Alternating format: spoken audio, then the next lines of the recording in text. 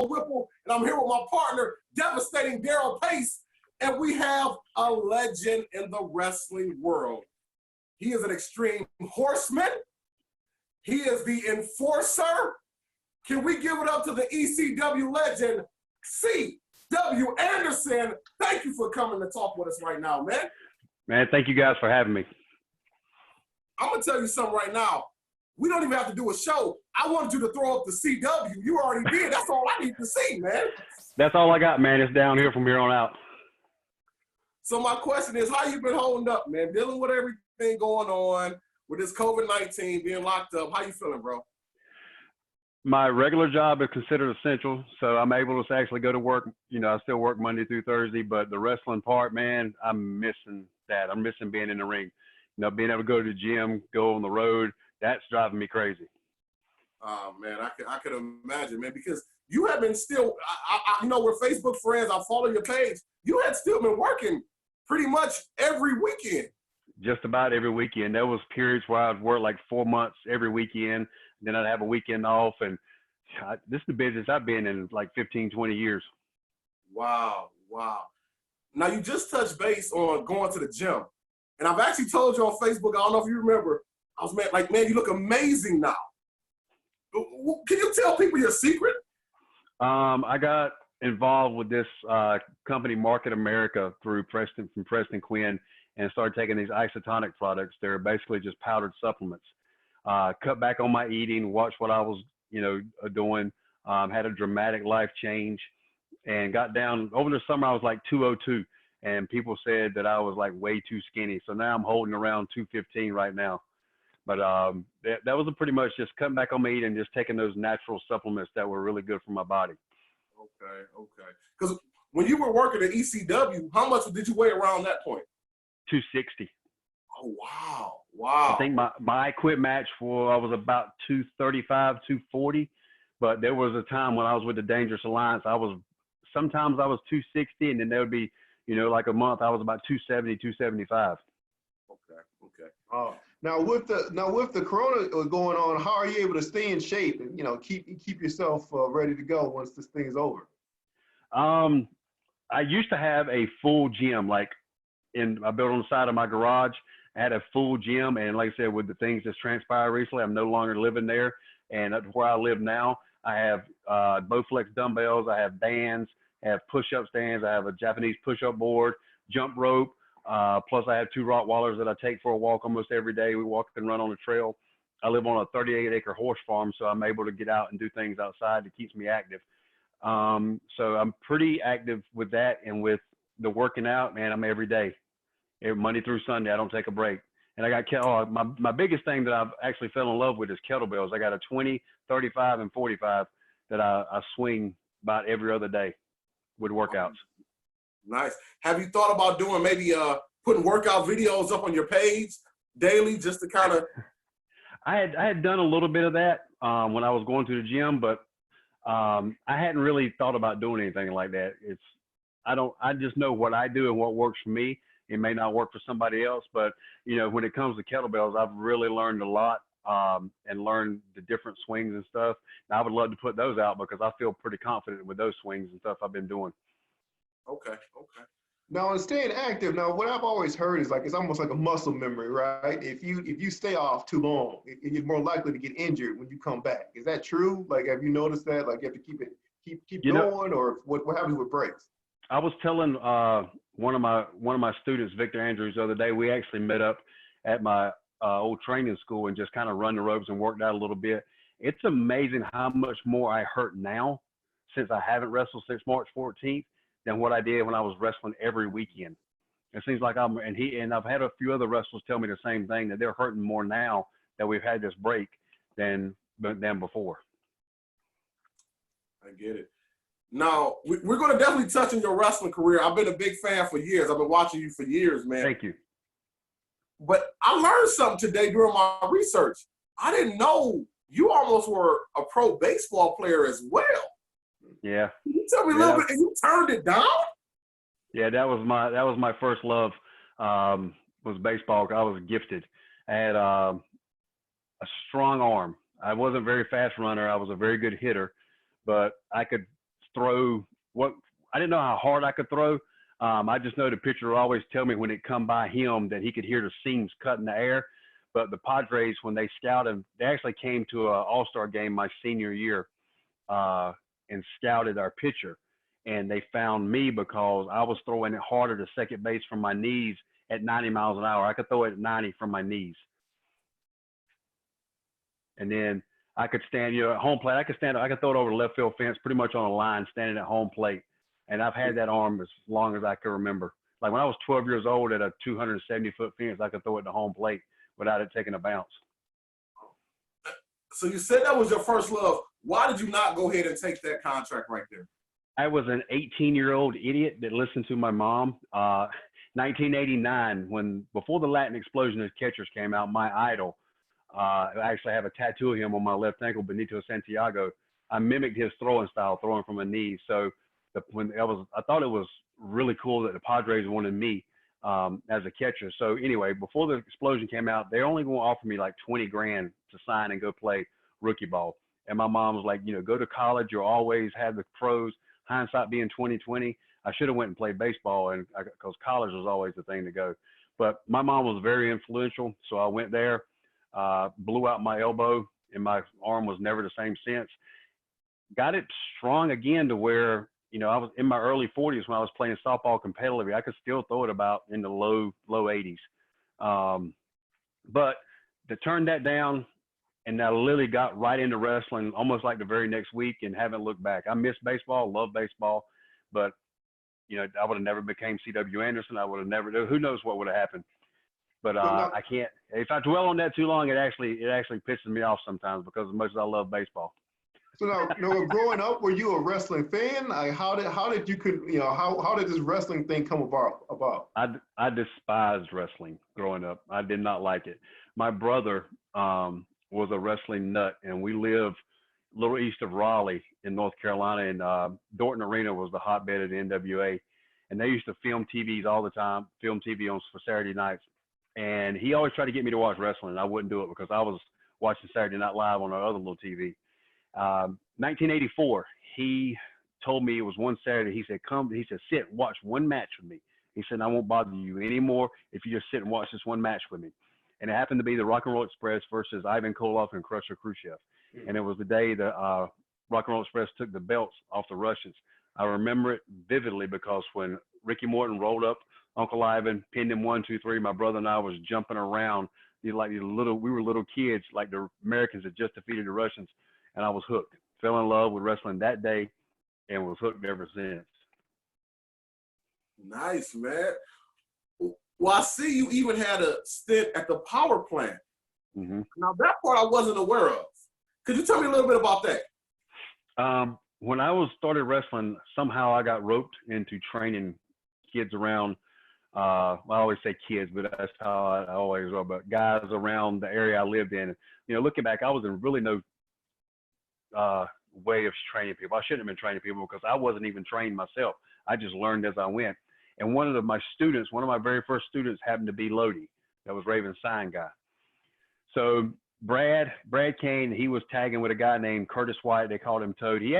Toad did a little bit at the end of WCW. He tagged with PG-13 as Frog when they were fighting the Young Dragon. So I trained them. They got it with Pez Watley one weekend on one of their shows, and Pez told them to go down to the power plant and do the tryout.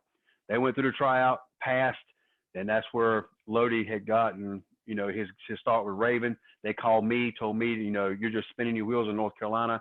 You've done as much as you can on the indies.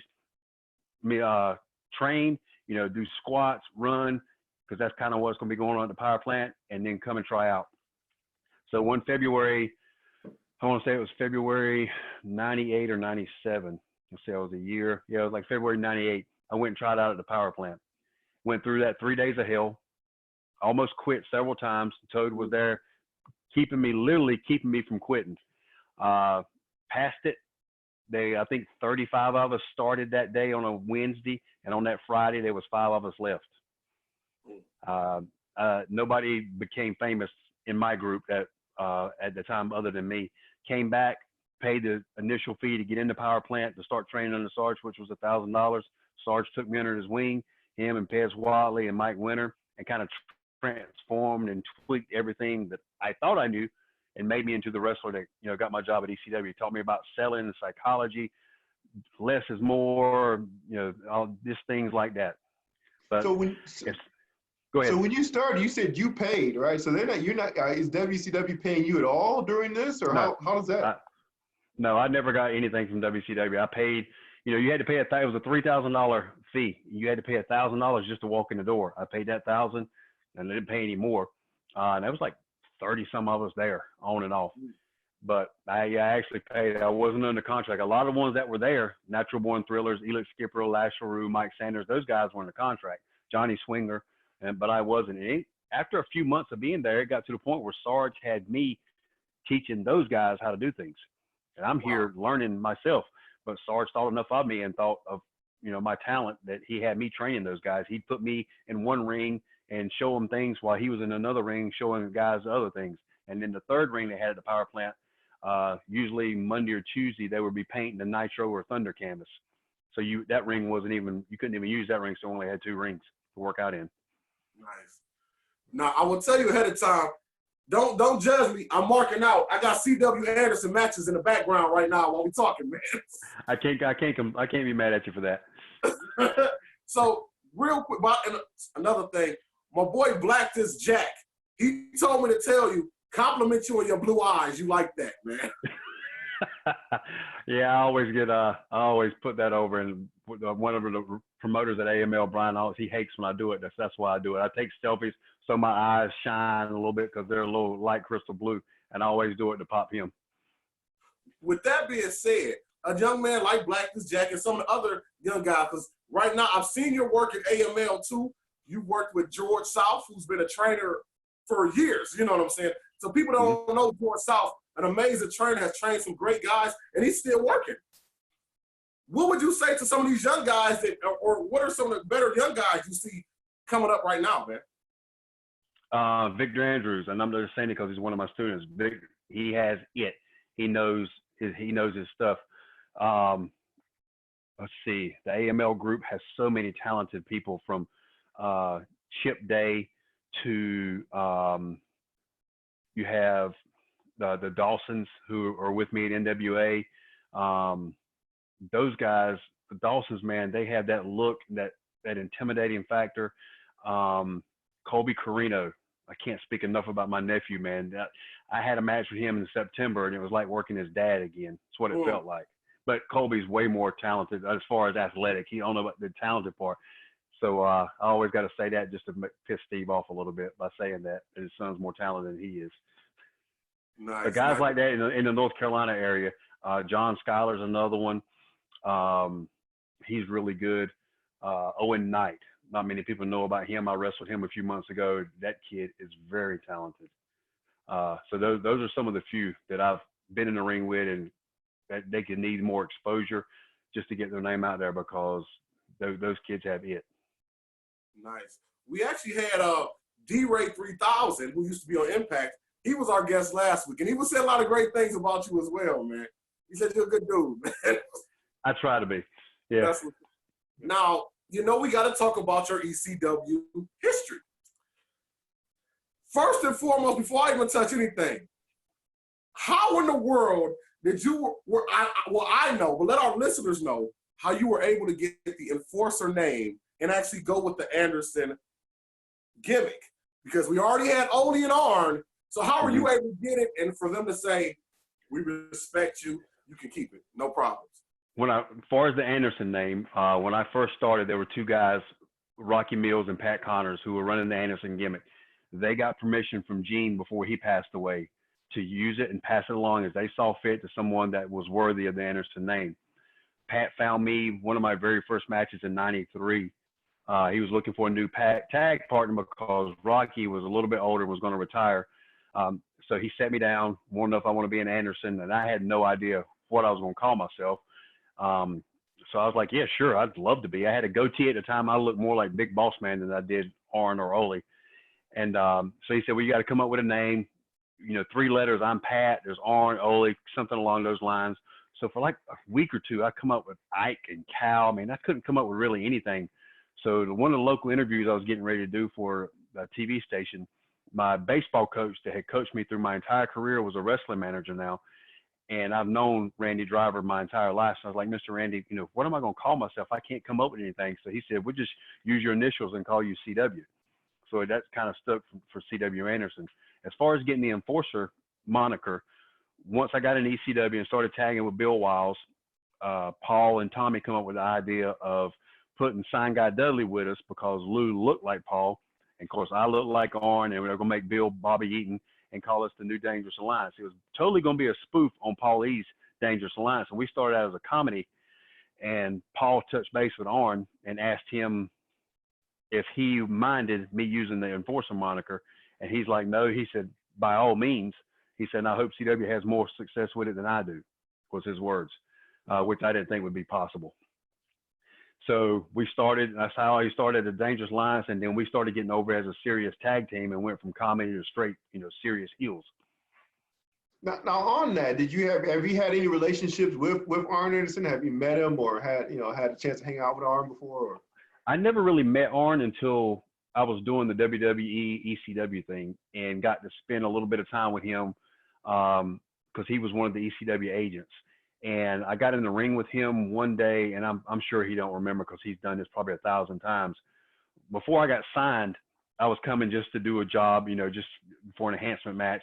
And I think I got to work Chris Masters this night before he started doing the whole Master Lock thing. And Arn got in the ring with me and Kid Cash, and he taught me for like an hour and a half on how to be a more effective and heel Anderson. But as far as sitting down and spending time with him, I hadn't. I wish I would have. And then this past WrestleCade, where he was signing on that Saturday, I saw where he was and went up, and when he saw me, he smiled and shook his hand. It was good to see him again. And I thanked him again for putting me over on his podcast, saying I was worthy of the Anderson name, because when Arn tells you you're worthy, I mean, that's high homage from somebody like him. Absolutely. Now, I got to ask you. You touched on a little bit. ECW as a whole. My first question is this. How does it feel? I mean, we're talking about over 20 years later, they're still paying homage to ECW. Extremeness, you know what I mean?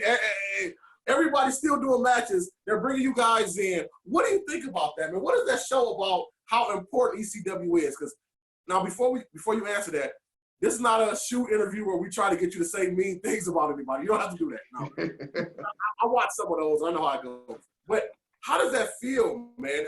Because, you watch some promotions, they try to say, oh, ECW was small. It was small. But if you're still talking about it 20 years later, people are still wearing the shirts, that means a lot, man. What do you think about it? It's very humbling to know I was part of something great. There's people, other promoters, other people that run other promotions, commentators that call ECW garbage wrestling.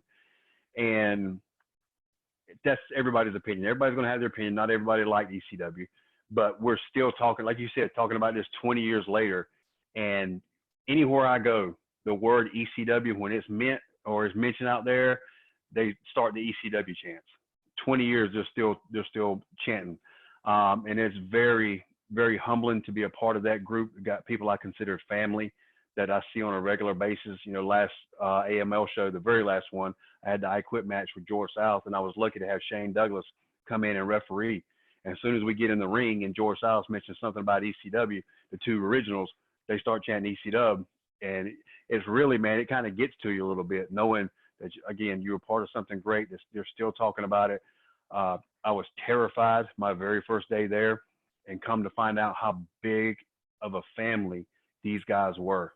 Near the end, we were more like a family than anything else.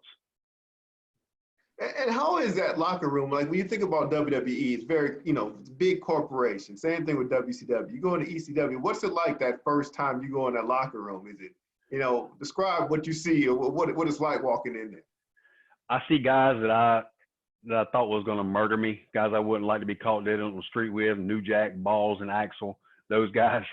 And I sat in the corner for my first few months and didn't even put my boots on until Taz or Bubba told me it was okay that I was wrestling tonight. I sat and I didn't speak. I didn't say anything. I sat there like a little quiet church mouse. But once Bubba and Taz got gone, the locker room eased up a little bit. There was nobody there to intimidate you and to use, to treat you like you didn't belong.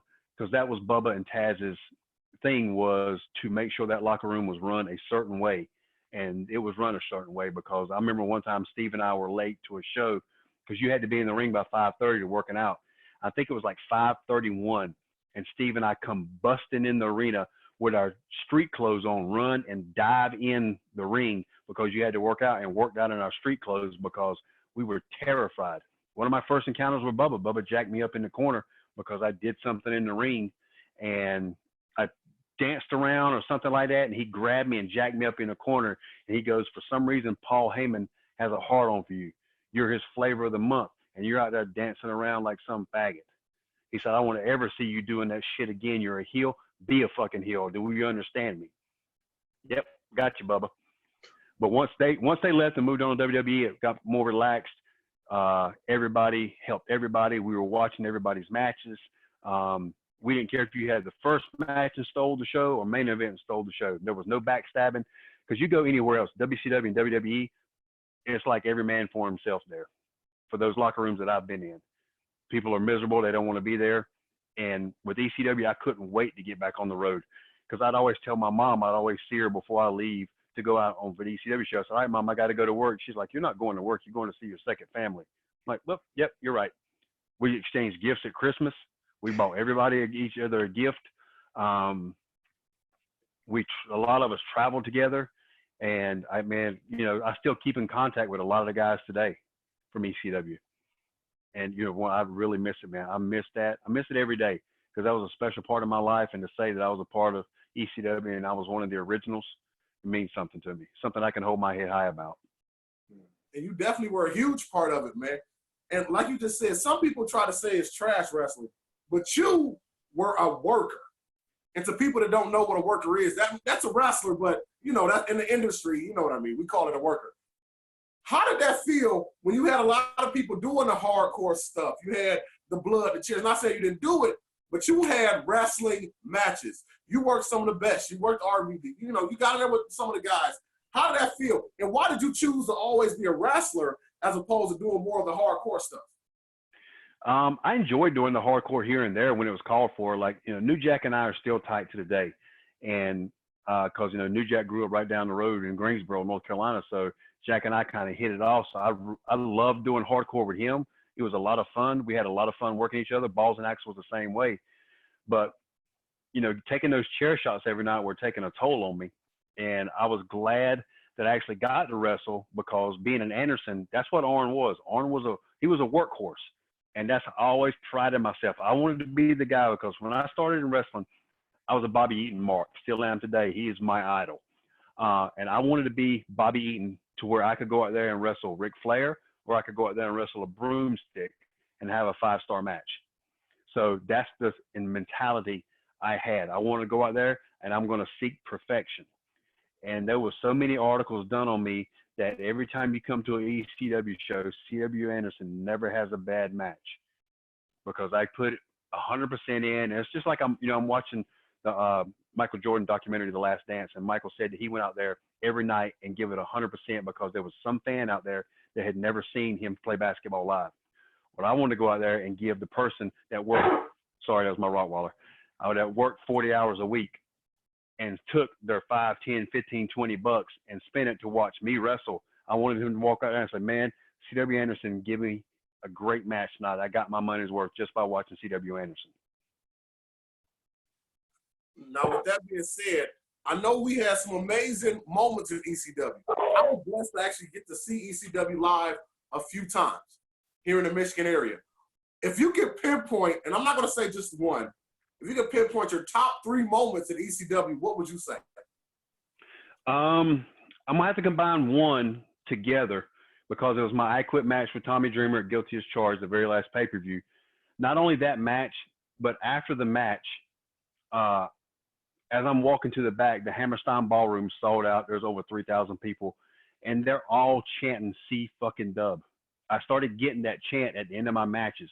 They're all standing up, applauding me for my Mag Quit match with Tommy. And if I'm not mistaken, after I won the thing was I was winning the TV title on the next pay-per-view, and Tommy was going to turn me babyface because I was getting over with the fans. Walking back that night through the crowd, or walking back down the aisleway and hearing them chant my name, I was looking up and I'm overcome with emotion on the inside because these people appreciated what I did. And then when I walked through the curtain, Balls Mahoney was the first person to greet me, and he was clapping like this. And he said, that's one of the best fucking matches I've ever seen. That match, then my Kid Cash match, November to Remember 2000, that match with him, because I was out there for so long, and Kid Cash and I wrestled a very, very good match. And that's where we invented the stalling superplex that we did. And when I came in the back and Tommy gave me the praise, he said, you're a hell of a worker, C-Dub. I can't wait to put you over on pay-per-view. And then I think my third moment was, backtrack a little bit. One of the reasons I left the power plant was J.J. Dillon and Paul Orndorff told me I didn't really have what it takes to be a wrestler at WCW. They were more of a cosmetic company. And at my look at the time, I didn't have it. And they thought I was an okay wrestler, but they thought I would never make it, which kind of frustrated me. So when I got to ECW, and got really good friends with Tommy, because Tommy was in my traveling clique with Louis Dangerously, Jack Victory, Steve Corino, Tommy, and Francine. The very first pay-per-view, Anarchy Rules, I think it was Anarchy Rules. May not have been. I can't remember what my very first pay-per-view. I didn't wrestle. I wrestled a dark match. Anyway, before I walked out in my dark match, it's myself and Bill Wiles versus Danny Dorn and Roadkill, Miss Congeniality, Lita. I walked by Tommy, and Tommy grabs me by the arm and like pulls me this close. He said, I want you to go out there and steal this fucking show before this pay-per-view even starts. He says, you're here because you earned the right to be here, not because you're my friend. He said, because you're one hell of a fucking wrestler. He said, I want you to go out there and wrestle this match and stick it up Paul Orndorff and J.J. Dillon's ass for not signing you. Wow, that's something, man. And what's the thing? Like at the end of ECW, did you really know you're coming out that pay-per-view? You had the best pay-per-view of your life. You fought through the power plant to get here. Do you know this is the end? Like going into that match, do you think it's when do you find out like that ECW's done, and then where do you go from there? Yeah, no, I didn't have a clue. Some people kind of knew, and when we went to Arkansas the next week, people were the rumors were there. But nobody, I mean, I kept thinking, man, this is ECW. It can't fold. We had heard the rumors, and December, where I beat Tommy at Massacre on 34th Street, I was getting changed, and Paul Heyman come and knelt in front of me and asked me, was I leaving him to go to WCW? And I'm like, what are you talking about? He said, he's heard rumors that I'm going to WCW. I said, Paul, I would never leave you. I said, I'm loyal to the people that give me my job and took a chance on me. I said, I would never leave ECW. I love being here and I'm happy here. So I had no clue that we were closing. And how I found out, how every one of us from ECW found out, is the night we saw Paul Heyman on Raw. We realized then that ECW is done. Yeah, and I've heard that from a few of the guys about that, what you just said right there. Yep. But speaking of seeing Paul Heyman on Raw, I got to ask you, how was it working for Paul Heyman? The narrative for years has been some people love him to death, some people hate him. How was it, in your perspective, working for Mr. Paul Heyman? In my opinion, I loved working for Paul. Paul could make you believe you were invincible. He would sit us down all those times and tell us why we weren't getting paid this week. It was the rah-rah speech, go ECW, and by the time the end of the speech, we were ready to go out there and kill somebody, in our match to get it over. Paul believed in me when nobody else did. He gave me a chance. He gave me the ball, let me run with it. Because I told him when I first got there, I said, the day you give me the ball, I'm going to run with it, and I'm never going to look back. I said, I will make you proud that you took a chance on me. And I have, how it ended. Sometimes we get a little bitter and a little harsh about it. All you had to do was pick up the phone, anything along those lines. But I'm always blessed that Paul and Tommy took a chance on me and made me who I am, because it was his idea and Tommy's idea for the Enforcer moniker and the whole Dangerous Alliance. It was Paul and Tommy's idea to start pushing me once Lance Storm left. I mean, they could have just made me just a little job guy and, left me out to nothing, but they didn't. And I think when they give me that chance, I hit a home run with it. So I have really nothing negative to say about Paul. Nice, nice. Now, we're going to jump ahead a little bit. We know you do work, well, you did do a little bit with the WWE, but one of the events I want to talk about was probably, to this day, my favorite quote-unquote WWE event was One Night Stand. How did you feel coming back with the guys after that extended period of time away doing One Night Stand at Hammerstein Ballroom? I loved it. I was under the impression up until it got ready to start that I was working that night. We had just come from Shane Douglas's hardcore homecoming shows that we did. So, and I was with Stevie Richards, and that I was supposed to work Danny and Roadkill. Myself and Swinger were supposed to work Danny and Roadkill, and then it got changed to me doing a singles dark match, and then it got changed to me doing nothing.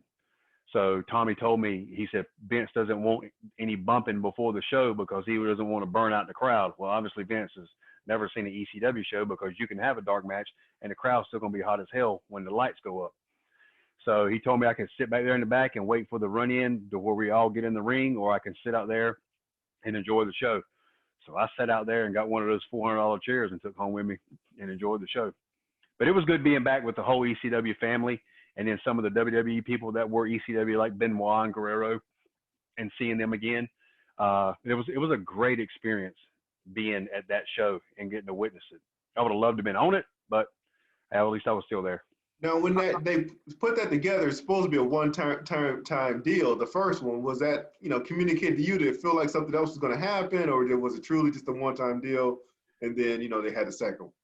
There was a little bit of buzz that may be doing something else. So we were kind of excited that they were going to maybe, because around that time, the buzz at ECW started coming back. Yeah. So everybody was talking about ECW, and they were seeing all these clips and highlights of us. So there was talk of doing something. And it wasn't until Tommy called me one day that, they were actually going to run ECW again. Yeah. Now, and so what's that? Yeah. You just talked about being part of Hardcore Homecoming. I've always wondered, was there any issue with being on a Hardcore Homecoming show and people doing a One Night Stand? Because they were, if you remember, they were really close in time. Yeah, there was no issue whatsoever. Yeah, there was never no controversy with it. Okay. So when WWE brought you guys in, was it just it's a one day contract, or was it? Yeah, it was just, you get one payday for that. There was no contract. It was just, a one-time fee, so to speak. Okay. For me, anyway. For the other ones, I'm not sure of, but for me, that's what it was. So then they moved to, running ECW. What did they tell you? How did you find out about that? It's going to be a full time, and then, what was your introduction to WWE ECW? Tommy calls me one day and he goes, "What are you doing?" Nothing. He says, "WWE wants to sign you." I said, "Shut up." No, they don't. He goes, "No, I'm serious." He says, "We're bringing back ECW, and Paul and I are in charge, and you're going to be one of my top heels. We're going to start back like it was. We're going to pick up where we left off, and we're going to go from there." He said, "Paul and I have complete control. We're going to run little small towns." He just started telling me these things. I said, "So I don't have to go to Ohio Valley?" He said, "No." I said, "And Vince has no control over this?" He said, "No." And he told me what they were paying, which was shit money, to be quite honest with you. But he said the incentives after your first year were going to make up for the low signing that you were taking. So I said, "You know what, for you, I'll sign," because I was excited they were going to bring ECW back. It was going to be like it was before, running small towns. We're going to run the ECW arena. We're not going to be near WWE, which I enjoyed. We'd be in our own little group again. So I was all in. And it wasn't until after the first ECW arena show that Vince took things back over, because he didn't like the way the arena was shot or anything like that. So he took it back over. And once he took over, it went downhill from there. I did not want to be a part of that group anymore. I worked Sabu that first night and had a really good match with him. And once that was over with, and then he started bringing his WWE people in, it wasn't any fun anymore. I wanted to be released. I wanted to get away from there. So when they were telling me on loops that I wasn't on, I didn't mind, because it wasn't ECW. It was just like you were just wrestling for WWE and with the ECW name. It was nothing like what I had left. I can understand. I remember as a fan, the first time I think I remember people saying, "No, this ain't it," is when they had the zombie on there. The very first one. Yeah, it was Man, downhill from at there. that point, I think as the fans, we were like, "This ain't it, man. This ain't what we was cheering ECW for a one night stand." So No. yeah, I totally understand that. And like I said, I am your Facebook friend, so I follow a lot of stuff you do. And I remember commenting to you one time, like, "Man, you can still get it in. You were still TV ready." So now you're working with NWA Power. I was already a huge fan of NWA Power even before you got in. I remember commenting one time on one of your posts, like, "You need to holler at them. Like, you need to get in." How was it working with NWA Power and Mr. Dave Lagana over there? It is about the closest thing to being back at ECW. The locker room is really, really close. Everybody's watching everybody's matches again. We're all joking around back there, and it's great to see guys I hadn't seen in a while, from Trevor Murdoch, Simon Diamond, Crimson, guys like that. And then I knew Billy Corgan from ECW, so it was good to see him again once I got back there. And I got in the ring with the Dawsons. I've been in the ring with Ken Anderson, Colt Cabana, guys like that who I've wrestled before. But I really enjoy NWA Power because it's that old school feel again with that studio setting, and it's a lot of fun. The guys are helping everybody. I got Eddie Kingston, who's a friend of mine, is there. D Homicide, Homicide's one of the agents there. So it's really like being around a bunch of people that, of course, I enjoy being around all these guys because we're all good friends, and there's no backstabbing, none of that crap going on. Everybody's there to push everybody and make this NWA thing, go further than what it is right now. Now, you mentioned Bobby Eaton is one of your favorite wrestlers. So now you're in basically the same ring as Bobby Eaton. Jim Cornette is doing commentary. I mean, how does that feel? Like, you're pretty much in that world, from the late 80s. Well, I wasn't lucky enough to be there when Cornette was there. They parted ways, and I was there right after that. So I wasn't lucky enough because I've always thought Jim Cornette's the best manager there ever was. But being that NWA logo and being an Anderson being there, and then Bobby Eaton, that whole thing, I actually got to hold Arn Anderson's TV belt, my very first TV taping backstage, just looking at it. So I feel blessed to be there because I grew up watching NWA. That's what I love, and being a part of this group is very special to me. And I'm gonna tell you this, man. And like I said, I was an indie worker myself for years. But I'm gonna tell you, you made me a little mad, and you turned me into a mark watching NWA because you guys had that contract match, and I was sitting there, and even though I know the business as a mark, I'm like, he can't lose. He can't lose. We gotta have CW NWA, man. Yeah. So when you hit him with that spine buster, I'm like, okay, yes, I'm good. Speaking of that spine buster, man. When I say this, and like I said, and granted, I was on the independent worker level.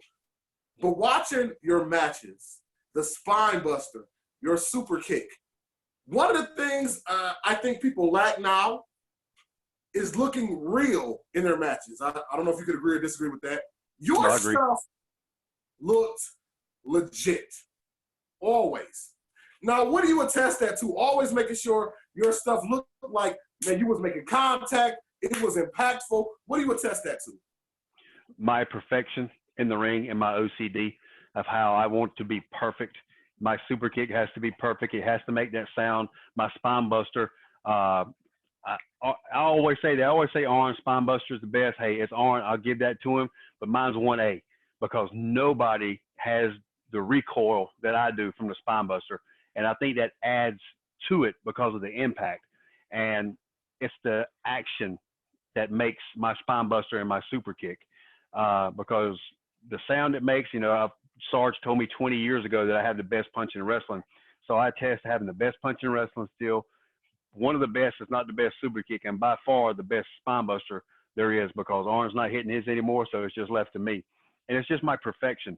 I'll go back and watch my videos of my matches, and if I miss my super kick by certain or my spine buster is not right, I'll slow things down to see where my footwork was wrong, and then I'll go and train and work on that.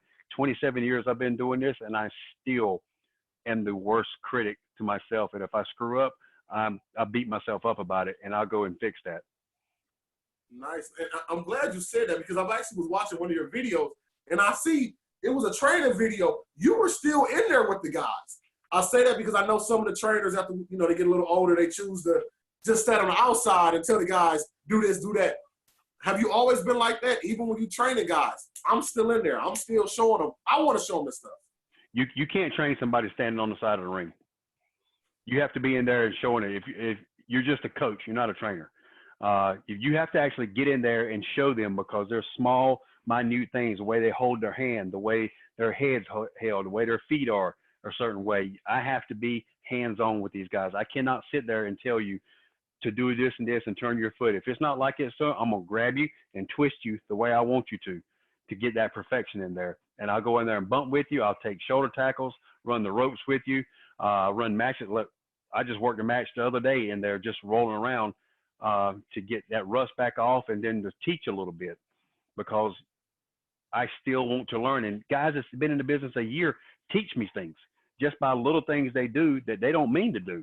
And I'm like, oh shit, okay, I can make that a little bit better by a certain thing, or can make them better just by teaching them, because I don't want these guys started on the wrong path and going off in a bad direction. Because if you're learning from me, with my OCD and how I strive to be perfect, that's what I'm going to instill in you too. And you have to get on my level.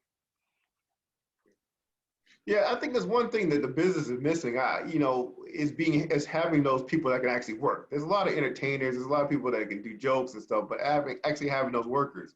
You see like the Revival, and then you see them misused, and you see other guys that can work, they don't get used.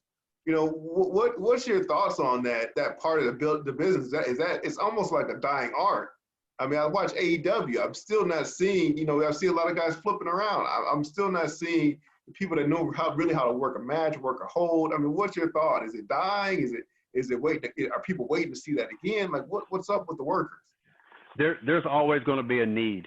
And if you see me twitching back and forth, my Rottweiler right here, she wants to play, and she's jerking me back and forth, and she needs attention. She's a rescue. She's had separation anxiety, so just forgive me, but I've still got you. There's going to be a need for all this. There's going to be a need for workers. George South and I have had a program for the last year, and over the summer, he and I did a match to where we did no move out of the 80s. Everything we did was called in the ring. There was nothing out of the 80s, and we had people emailing us the next week telling them that our match gave them chills, that it was like watching the movie Rocky. The promoter told us, he said, I've cried once in professional wrestling. He said, the night Shawn Michaels super kicked Ric Flair, I cried. He said, your match made me cry twice because of the realism and the effect. So there's always going to be a need for old school, but as sometimes I hate how wrestling's evolved. No one say hate is a strong word, but it's sometimes wrestling needs variety. Jack Victor used to tell me, when you go to a show, you need to get all your variety in wrestling. It needs to be a hardcore match, an old school match, a luchador match, guys that are flipping, everything, because that one fan may not like hardcore wrestling. That one fan may not like old school, but if you give them a little bit of everything, they're going to be happy. So I'm not a fan of some of the newer stuff nowadays, but I respect the guys for being athletes and the talent that they possess. But, let's see, you're not going to like everything everybody does. You just have to appreciate that. And just what you do is like Sean was asking me a while ago, making my stuff look real, because I want to make people believe in me. I used to have people tell me all the time they were scared to death of me at ECW because of my character. Said I made you believe that I'm a badass. You're talking to a guy that was raised a Christian, but I can go out there and make you believe that I'm the son of the devil just by how much I can make you hate me. If I can do that, then I've done my job. For sure. Now, before we let you go, I do want to touch base on a couple things. One, your relationship with Mr. Carino. You guys were the Extreme Horsemen. I was watching the video when you did the spot when he came and saved you, and you just hugged him. Like, how long have you guys been homeboys, man? Like, could you tell me a little bit about your relationship? Steve is by far my absolute best friend. I think 6 months into the business, maybe a year into my business, I've been in it 1 year longer than he has. We met on a show somewhere here in North Carolina and instantly hit it off. And we've been close ever since. We started traveling together here and there. And then once I got to ECW, we became even closer because we were traveling. You know, we rode in the same clique. Went to Japan, spent years together over there. Well, Australia, all over the world. Steve and I have been, and he's been basically my brother. There was nothing I wouldn't do for that man. I was so glad when he got his job at WWE with all the unfortunate firings from a few weeks ago. He was the first one I reached out to make sure he still had his job, because I know how much Steve loves this business. Steve's one of those, like Dreamer. He's been wanting to be a wrestler since he was a little boy, and there's nobody that's closer to me than Steve. When I screwed my back up and had liver failure, he was the first person to reach out to me when they thought I was going to die. And when any of our personal problems, we reach out to each other, but I can't put into words how close he and I are. And we have so many stories and so many things that we want to tell and get out there. We've actually talked about writing a book together, and it was Dusty Rhodes' idea to make us the Extreme Horsemen together with Barry Windham. And everywhere he's went, I went right along with him. So he's, again, my best friend, and love that he's with WWE. And there's sometimes I wish he was still on the road with me. Well, one last question that I have for you. Like you said, we got a lot of young guys coming into the business, 18, 19, 20. They're a little different than how it used to be. They're more of a video game playing type of guys. They're friends a lot. You know what I mean? They're friends before they work hard. Not knocking them, but it is what it is. But what would you tell some of the young guys that want to be a wrestler, or some of the young guys in the business right now that's just starting out?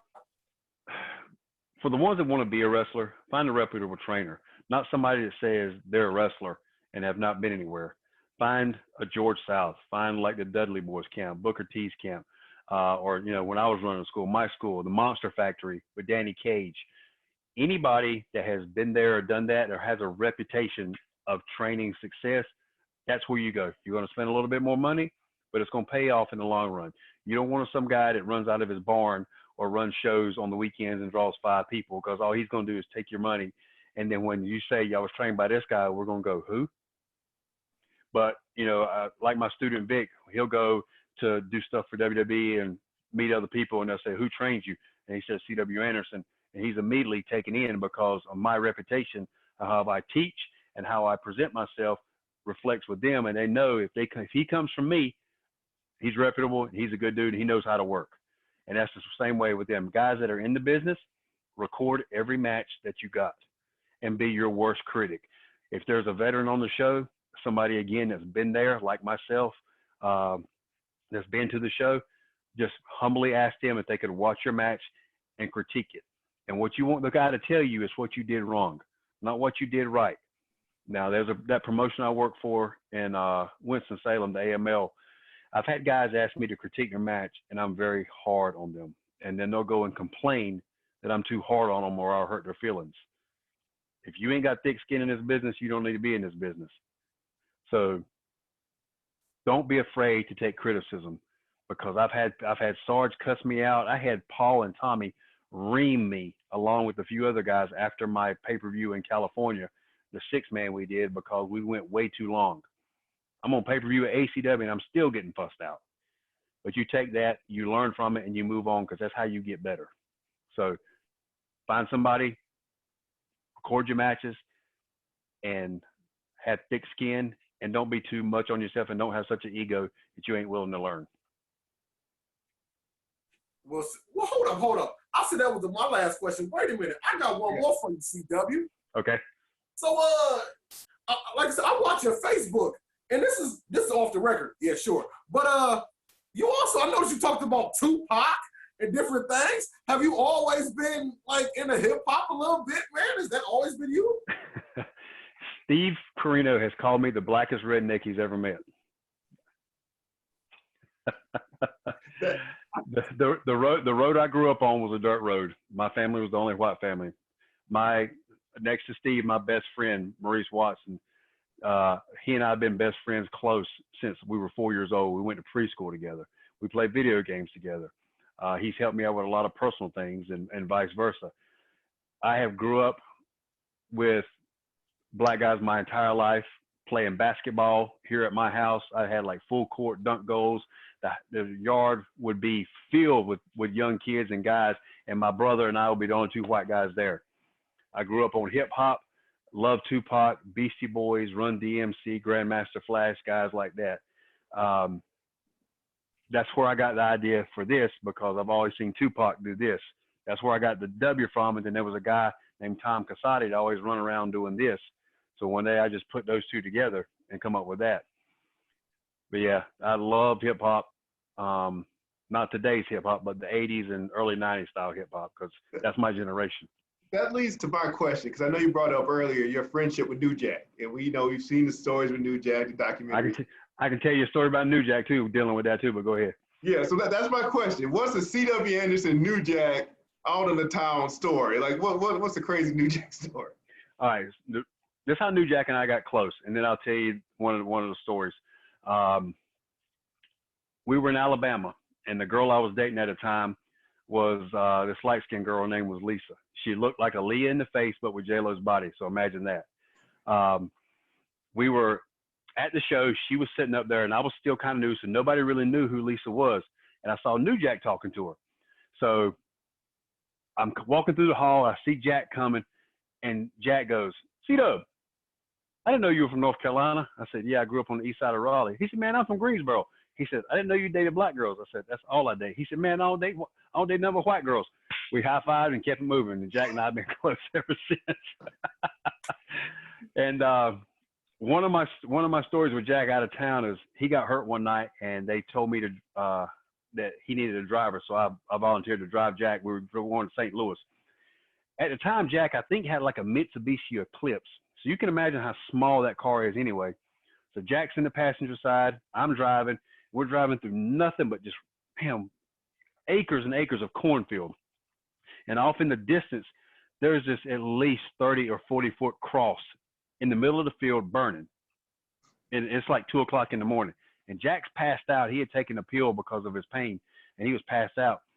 I'm looking at this damn cross, and I look over at Jack, and I like slap him on the shoulder. I said, Jack, wake up. He wakes up. I said, what do you think about that? And I pointed that cross. He sees that cross. He goes, keep driving, CW, keep driving. Yeah. Well, see, it's funny. They just did a documentary on Jack, man, for Dark Side of the Ring. Did you get a chance to check it out?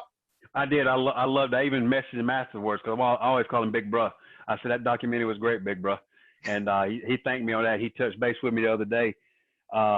He told me the mass transit story one night sitting in a hotel room in Philadelphia. We had been drinking a little bit, and I couldn't feel my legs. Me and Mike Howell, who was one of the Dups, and Jack gets off and not gets off, but he started in depth on that mass transit incident. And it was petrifying me, because Jack and I hadn't really got that close yet, but we kind of were. And I remember Mike Howell leaning over at me. He said, I'm scared to death. I'd run away, but I can't feel my feet. Because I think I saw it. Did you work Jack again here recently on the show? Let's see. When did the last time I worked with Jack? I worked him over the summer in for the guy Chris, guy that Shane Douglas's friend or his agent. I worked Jack then. Yeah, that's the last time I've worked with Jack. Okay. But I worked him last year. I thought I was going to be on the documentary because we had guys filming Jack at that show that he and I were working on, but I didn't think that must have been for something else that they were filming. But they had me and Jack. They wanted us to do a couple things, and they showed me warming up or something like that. But yeah, I went out and worked. I always love working with Jack. We have a lot of fun. Well, let Jack know. Hopefully you have fun talking with us, because we're going to holler at him about being on the show too. So let Jack know it ain't that bad dealing with us on the show, man. Yeah, you'll definitely your eyes will be open listening to Jack. There'll be some funny stories.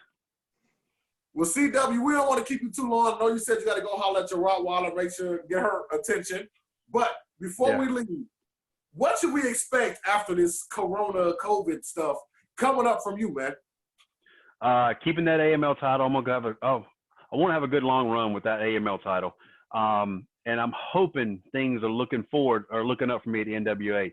And if I had to wrestle the champ, if I had to wrestle Zicky Dice, the TV champ, to get that belt off of him, I will, because, look, I'm 49 years old. I've been doing this 27 years, the best shape of my life. I can still move like I was when I was playing baseball. So it's about time for C.W. Anderson to make some more noise again.